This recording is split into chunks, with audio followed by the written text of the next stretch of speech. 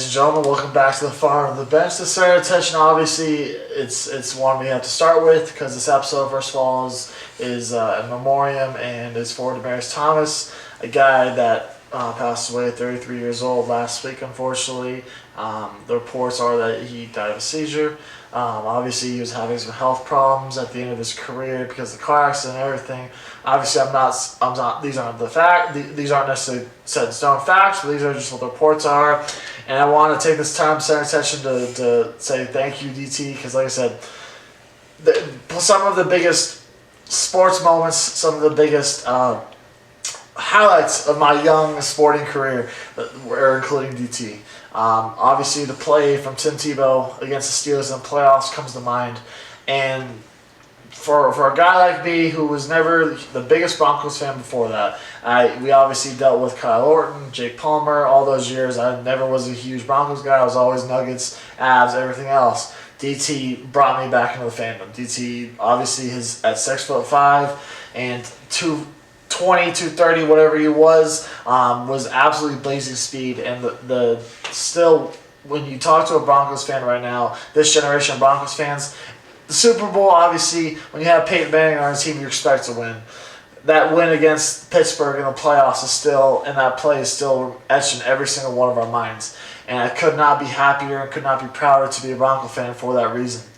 And there are three pillars to the Denver Broncos throughout the 2010s. It was Peyton Manning, it was Von Miller, and that was Demaryius Thomas. You talk about all the weapons that Peyton had throughout his whole career, especially in Denver. There's one reason, one of the many reasons why he wore orange and blue is because of Demaryius Thomas. He doesn't come here. We don't win a Super Bowl. We don't have the winning seasons. DT not only obviously had the Tebow play, he caught his, at the time, record-breaking touchdown for the all-time touchdown record, which obviously has been broken. But DT was much more than that. And I think the biggest thing that talks more about him necessarily than just obviously his on the field stellarness was the bigger person he was off of it, whether it be the Boys and Girls Club here in Denver or the countless charity events that he would go to with players' families.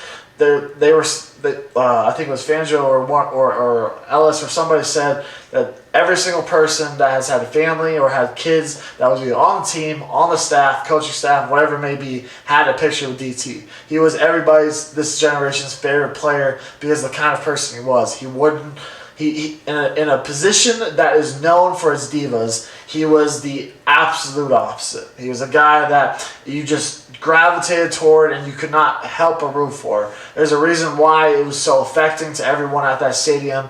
Because the person he was. He was only 33. It's only been 3 years ever since he stopped wearing our colors. It's still etched in our minds. And I think one of my favorite stories I heard comes from Peyton.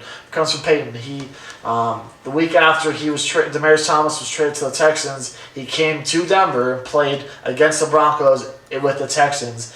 And DT obviously was just a guy that everybody loved. And Peyton came to the game, and Peyton's two kids needed and wanted Demaryius Thomas Texans jerseys, things that weren't even sold yet. And DT got it for them, and so that they could wear it on Sunday and be there for him. That's just the type of person he was and the type of player he was. And I could not be more happy that I got to be able to watch his career. It's a damn shame that he won't be there when he goes in the Ring of Fame like he deservedly did. And I'm so damn proud to be a Broncos fan, especially after what happened Sunday and the way they did everything for him, whether it be the 10 men on the field, the 88 on the scoreboard.